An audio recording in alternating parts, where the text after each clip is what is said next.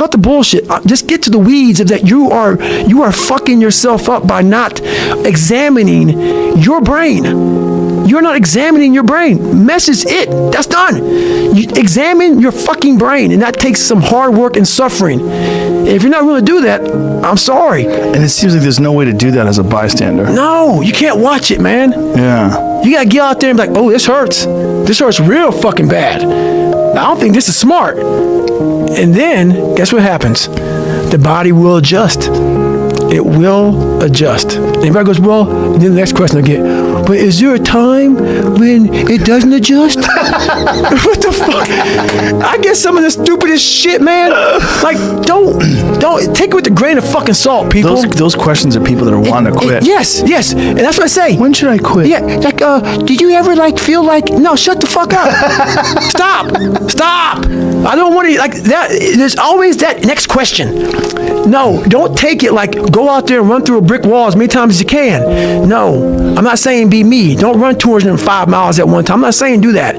I'm saying start to learn the mind is powerful. It's powerful, man. It's unbelievable. In the military, I love my schedule because I knew I had to be at work at 7 o'clock. So you better get your ass up at 4 o'clock, man. You gotta get your shit in, brother. Because I had to get my shit in before I got my shit in. Right. You know? So that was my mentality back then, man. You know, like I had to get the miles and get everything in, man, and get to work, man. I'm competing with the alpha males. Yeah, but how much did that piss other alpha males off? That you were imposing a very high bar. I was a very misunderstood human being when I was in the military. The Air Force guys liked me a lot. The Rangers liked me a lot. So much not the SEALs.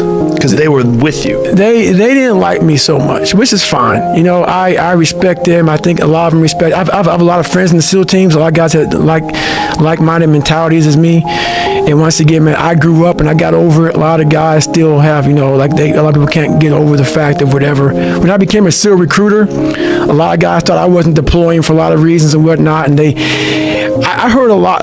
I was that guy who grinded. I grinded hard. I mean, I grinded hard. I was that guy who was up, like if we went on an op or we had a workup, let's say we had a workup, we were in an island, we're out there shooting guns and doing land warfare, and we did it till like 1 o'clock in the fucking morning. Most everybody go to sleep. I didn't go to sleep. I went to the gym and I worked out. Or I'd go sleep and let's say we'd be up at 5 o'clock. I was up at 4 o'clock and got my hour in. I made sure to always do that. And I did it to a point to where I think it pissed some people off because I wasn't a quiet person about it. You know, I wasn't the most humble person always. You know, so when you're around alpha males, you're sometimes picking a fight, you know, all the time. And I look different, I acted different, I was different, I am different. I take a lot of pride in that. And so, you know, if you didn't get after it, I didn't respect you. Because I believe that, you know, where I'm at, I know that human potential is what we have. It's all we have. It's what the world sees us a certain way. And when I saw that people weren't doing that, I had a funky ass fucking attitude. And I own it in my book. I come back from Ranger School a big time leader. I was a big time fucking leader. I got honor man out there.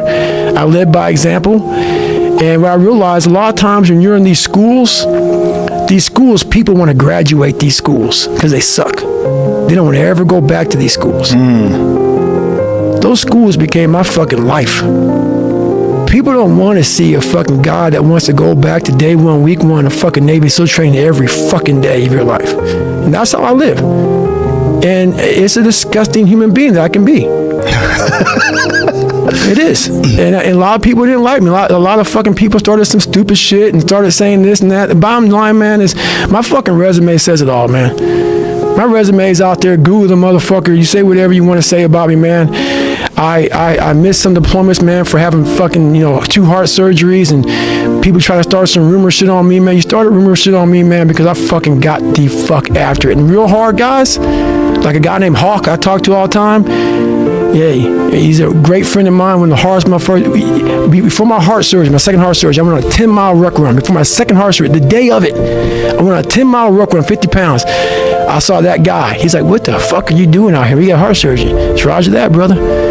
I'm getting it in before I'm going to be out for about 6 months after the heart surgery. That was my mentality. Because I started realizing at a young age what I was leaving on the table. And once I found out what a human being's capable of, I didn't know how to control that. I was a fucking, you want to talk about fucking savage? That's what I was. I was a fucking straight up, people talk about savage very lightly. I was fucking from the backwoods motherfucking savage, dude. You know, and I told you what I thought. I had 8 chips on my shoulder. And a lot of times that wasn't great. So is it a situation where, like with the SEALs, where once you've gotten through buds and once you've gotten through all the physically grueling parts of getting to be accepted, once you're in, then you were imposing standards that they didn't want to keep up with? I would say some people. You know, I had one platoon that I had a problem with. You know, I graduated Ranger School and I got in this platoon and I didn't see how I was in charge of a PT program, and you put me in charge of the PT program is fucking your ass. And the thing about it is, I didn't like it either. I didn't want to do this shit either, man. But what were you making them do? It was some Navy. It was some Bud shit. You know, we went back to Buds, log PTs and carrying logs over the berms and shit. And I had us do pull-ups, rope climbs, pull up for an hour.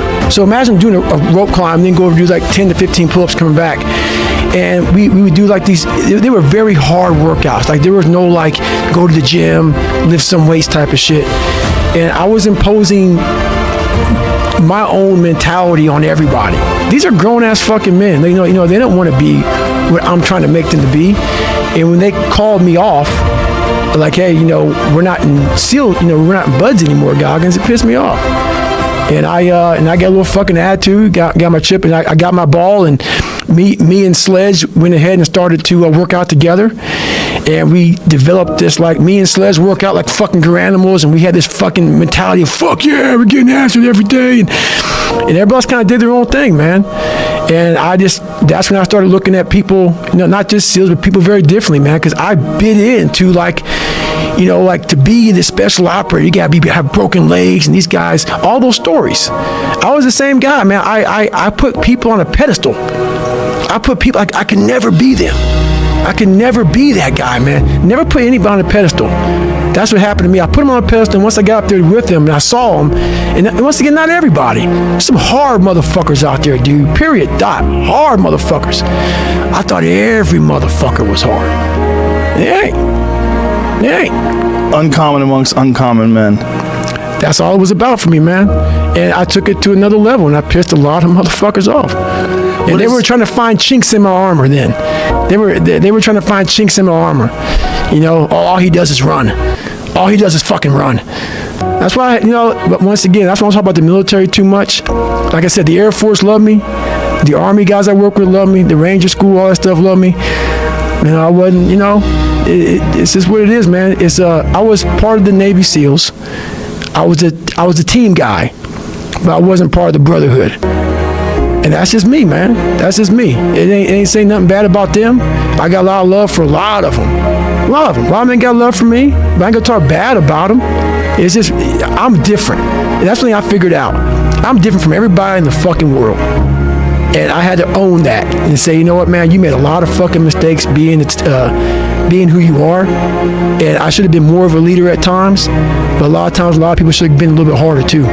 So was it that some of those guys just didn't want to work as hard, or was it just that they weren't appreciating how competitive you were? You were always against them. Is that what it was? That it didn't foster the sense of brotherhood because you were more like, come on, pussy. I didn't really call them pussies, but you can look at my face and how I looked at you, and you can kind of say this, So what happens? I started developing this separation.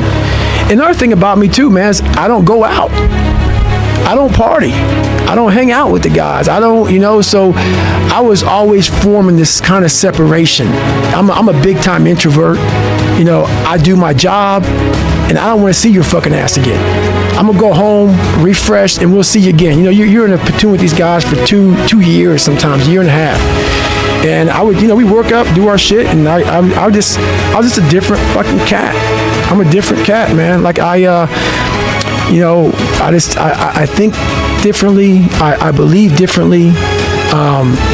And I believe strongly in what I believe in.